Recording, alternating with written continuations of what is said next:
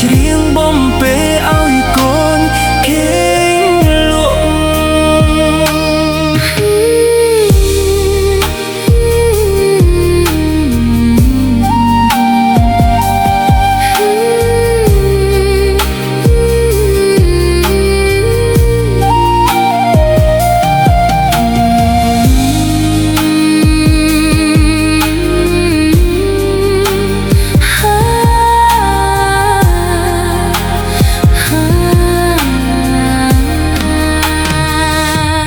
សុំ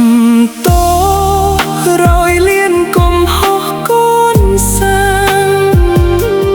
គ្រប់យ៉ាងកូនធ្វើដោយគ្មានចេតាណា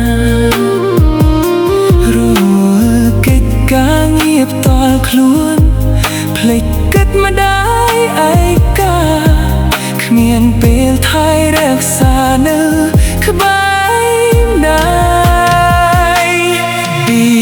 ពេលនេះទៅកូនសូមសន្យារក្សាមាតាមិនឲ្យទៅណាឆ្ងាយធ្វើតួនាទីជាកូនធ្វើឲ្យចិត្តម្ដាយសប្បាយចង់ឃើញស្នាមញ